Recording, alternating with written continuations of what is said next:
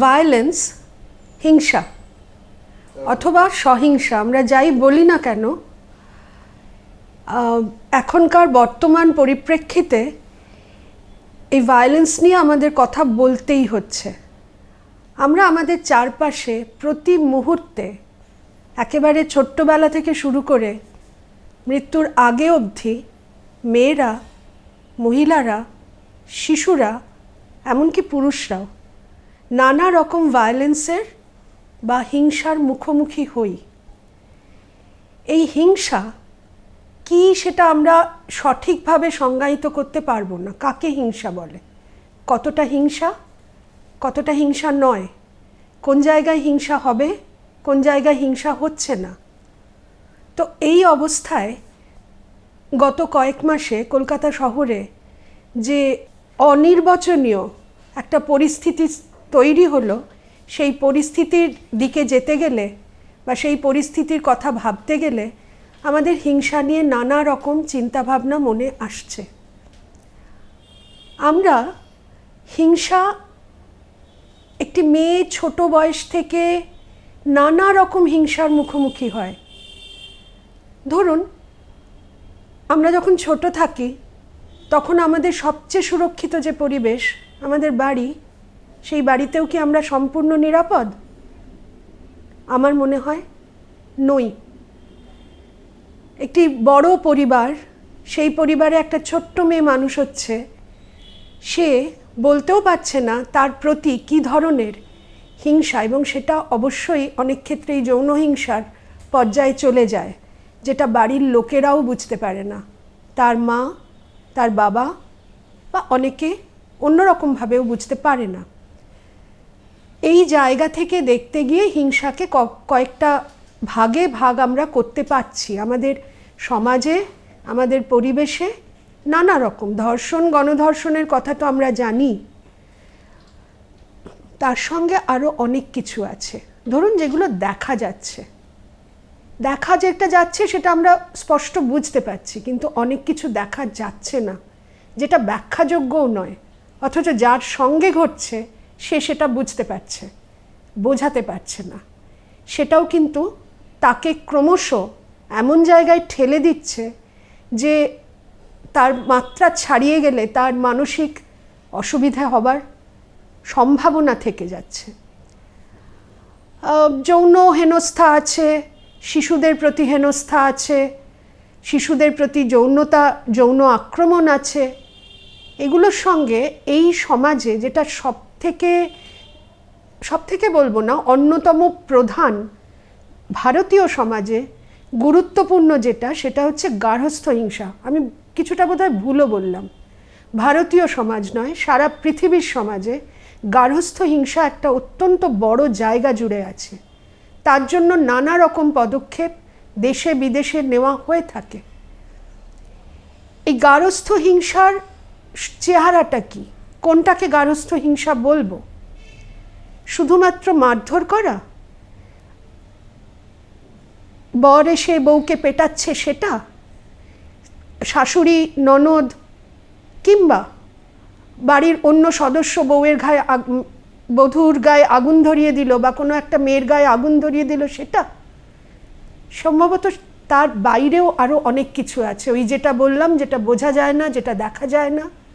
ধরে নিন, একটি মেয়ে বিয়ে করে কোনো একটা বাড়িতে এলো, কিন্তু আসার পর যেটা হলো, দেখলো একটা পরিবেশ, যে পরিবেশ তার মতো নয়, সেখানে সে মানিয়ে নিতে পারছে না। তার জন্য প্রতি মুহূর্তে তাকে এক ধরনের গঞ্জনা, সেই গঞ্জনা অনেক সময় মৌখিক হয়, অনেক সময় হয় না, তাচ্ছিল্য, তাকে ছোট করা, তার কোনো সূত্র ধরে তাকে লোকের সামনে তার বিরুদ্ধে ঠাট্টার ছলেই এমন কিছু কথা বলে দেওয়া যে ও তো এটা পারে না, ও তো এটা জানে না। সে যে কতটা এম্বারেসড হচ্ছে, কতটা অপ্রতিভ হচ্ছে, সেটা বোঝারও জায়গা থাকে না। সেটা কি হিংসা নয়? আমাকে ধরুন কেউ একটা খারাপ কথা বলল, একদিন বলল মানিয়ে নিলাম, দুদিন বলল মানিয়ে নিলাম, তৃতীয় দিন, চতুর্থ দিন, তারপর আস্তে আস্তে সেটা ক্ষতর মতো হয়ে গেল একই কথা। সেই জিনিসগুলো কি হিংসার পর্যায়ে যাবে না? আমাদের ভেবে দেখা বোধহয় একটু দরকার। কাউকে স্বামী শুধু মারছে না, অবজ্ঞা করছে, তার সঙ্গে হয়তো কথাও বলছে না, বা সবটাতেই বলছে তুমি তো কিছু জানো না, তোমাকে জিজ্ঞেস করে কি হবে, তোমার দ্বারা তো কিছুই হয় না, এগুলোও তো হিংসার পর্যায়ে পড়বে। আমরা কি একটু সচেতন, একটু সংবেদনশীল হব না এই ব্যাপারগুলো নিয়ে ভাবার বিষয়ে? আমাদের চারপাশে যখন পাড়া প্রতিবেশীর মধ্যে, আশেপাশে বন্ধুবান্ধবদের মধ্যে আমরা প্রায়ই গল্প শুনি যে বরের সঙ্গে ঝগড়া হয়েছে, মারাত্মক ঝগড়া হয়েছে, মারামারি হয়েছে, যৌন হিংসা হয়েছে, আমরা তাদের সান্ত্বনা দিই অনেক সময়, বাবা মায়েরা, আত্মীয় স্বজনরা, যে মানিয়ে নাও, দু একবার হয়েছে, কি এমন হলো। কিন্তু সেটা কতদিন, সেটা কি তারা বলে দেন? বা তারা সেই জায়গায় থাকেন? তারা সাহায্য করেন? কেউ কেউ করেন, কেউ কেউ করেনও না। এই দাম্পত্য হিংসার জায়গাতে গিয়ে আমরা অনেক সময়, বা পারিবারিক হিংসা, শুধু দাম্পত্য বলবো কেন, আমরা চুপ করে থাকি, বলি না।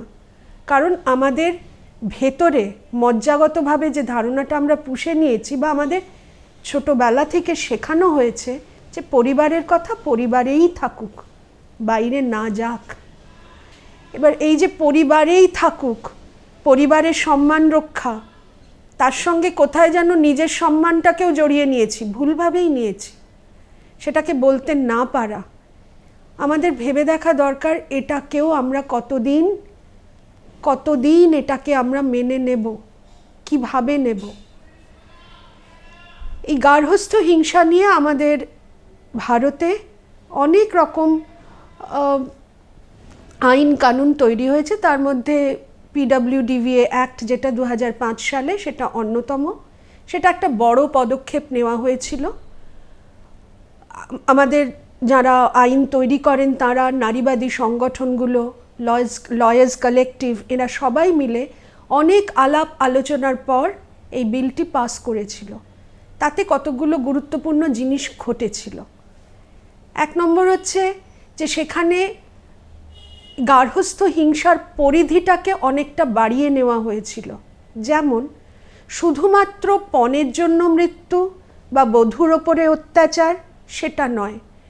সংসারে আরও যে মেয়েরা আছে, বিধবারা আছেন, ছোট শিশু আছে, আশ্রিতা আছেন, মেয়ে আছে, মা আছে, এমনকি শাশুড়ি আছেন যার ওপর বৌমা অত্যাচার করছে, বাড়িতে দুস্থ কোনো মানুষ অনেক দিন ধরে আছেন, বাড়ির কাজের মেয়েটি আছে যে অনেক বছর ধরে আছে,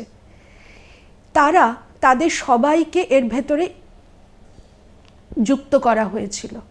এবং এর ফলে যে সুবিধাটা হয়েছিল, এটাকে আইনিভাবে সক্রিয় করার একটা চেষ্টাও হয়েছিল, এবং মেয়েদের সেক্ষেত্রে, মেয়েদের বা মহিলাদের সেই সুযোগটা দেওয়া হয়েছিল যাতে তারা আদালতের দ্বারস্থ হতে পারেন এবং এই হিংসার জায়গাটাকে অ্যাড্রেস করে বেরিয়ে আসতে পারেন। এই আইন আর একটা গুরুত্বপূর্ণ কাজ করেছিল। তারা একটা পদের সৃষ্টি করেছিল, প্রোটেকশন অফিসার বলে, যে পদের মহিলারা যারা এর ভেতরে আছেন বেশিরভাগই বেরোতে পারতেন না, নানা কারণে। এক তো লোকে কি বলবে, সমাজ কি বলবে, টাকা পয়সা নেই, থাকবো কোথায়, বাচ্চা আছে, বাচ্চাকে নিয়ে যাব কোথায়, বাপের বাড়ি আমাকে সাপোর্ট করবে না, তারা বলবে ফিরে যাও, ফিরে গিয়ে যদি আমায় মরতেও হয় তাও আমাকে ফিরতে হবে। তো এই প্রোটেকশন অফিসারের কাজ ছিল এই মানুষগুলিকে, যারা বেরোতে চায়, সমাধান খুঁজছে বা আইনের দ্বারস্থ হতে চাইছে, তাদের সঙ্গে ম্যাজিস্ট্রেটের, কোর্টের একটা সংযোগ স্থাপন করিয়ে দেওয়া, তাদের সাহায্য করা, তাদের বলা যে তারা তাদের কি কি অধিকারগুলো আছে, তারা কিভাবে মেডিকেল এইড পেতে পারে ফ্রিতে, কিভাবে তারা অন্য সাহায্য পেতে পারে, কার কাছে যেতে পারে, কেস কিভাবে ফাইল করতে হবে, কিভাবে ম্যাজিস্ট্রেটের কাছে কেস ফাইল করে জমা দিতে হবে, এই সমস্ত। এবং তারপর তারা কি পেলেন, তাদের পক্ষে কি রায় হলো বা হলো না, সেটাও তাদের শিখিয়ে দেওয়ার একটা ব্যবস্থা হলো। এবং কাউন্সেলিং অবশ্যই, সেখানে তাদের বোঝানো, বুঝিয়ে বলা, তাদের পরিস্থিতি বা তাদের সমস্যাটা বোঝার নিজের চেষ্টা করা, তাদের বুঝিয়ে বলার চেষ্টা করা, সেগুলো চলতে থাকলো। এই আইনের আওতায় আরও একটা জিনিস এলো, সেখানে বলা হচ্ছে যারা অভিযোগকারী, যার বিরুদ্ধে অভিযোগ করা হলো, তাকে একটা জায়গায় তাকে সরিয়ে নেওয়া মানে এই যে তার প্রতি যে অন্যায়টা হচ্ছে বা তাদের প্রতি যে অন্যায়টা হচ্ছে, এই অন্যায়টাকে যাতে আর চালানো না হয়, আর সেটা চলতেই থাকে, এই অবস্থায় না থাকে, সেই ব্যাপারে নিষেধাজ্ঞা জারির ব্যবস্থা করা। এমনকি যে অভিযুক্ত সেই প্রয়োজনে সেই বাড়িতেও ঢুকতে পারবে না যেখানে এই মহিলা থাকবেন বা যাকে সেখানে তাকে সেই সুরক্ষাটা দেওয়া, এমনকি তার কর্মস্থলে গিয়ে যাতে হাঙ্গামা করতে না পারেন সে ব্যবস্থাও করা হলো। বা তার বাচ্চা যে স্কুলে আছে সেই স্কুলেও গিয়ে বাচ্চাকে নিয়ে আসা বা বাচ্চার উপর অধিকার স্থাপন করা বা স্কুলে গিয়ে হাঙ্গামা করা, তার বিরুদ্ধে নানা প্রচার করা, এগুলোকে সব বাতিল করলো বলাটা ঠিক হলো না, সেগুলোর বিরুদ্ধে ব্যবস্থা নেওয়ার একটা ব্যবস্থা করলো। আর একটা হলো থাকার অধিকার। মেয়েরা বেরোতে পারে না কেন? তাদের তো নিজেদের বাড়ি থাকে না, অনেক সময় শ্বশুর বাড়িতে আছে, সেখান থেকে সে বেরোতে চাইছে, থাকবে কোথায়?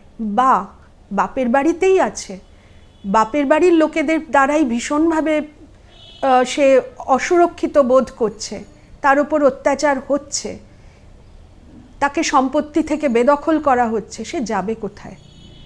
তখন এই বাড়িতে যাতে তাদের থাকার ব্যবস্থা হয় সেই দিকটাও কিন্তু এই আইন দেখলো এবং বলল যে বাড়ি থেকে তাকে উৎখাত করা যাবে না, প্রয়োজন হলে যদি সেই বাড়িতে তার থাকার অসুবিধে হয় তাকে ওই রকমই সমমানের এবং বিকল্প কোনো বাসস্থানের যোগান দিতে হবে, দেবে, তার অভিযুক্তের দায় সেটা তাকে দিতে হবে। আর আর্থিকভাবে প্রয়োজন হলে সাহায্য করতে হবে, মেনটেনেন্স তার এবং তার সন্তানের, প্রয়োজনে কাস্টাডিও, যতদিন না কোনো রায় বেরোচ্ছে ততদিন মায়ের কাছে তার বাচ্চা থাকবে, এগুলো করা হলো।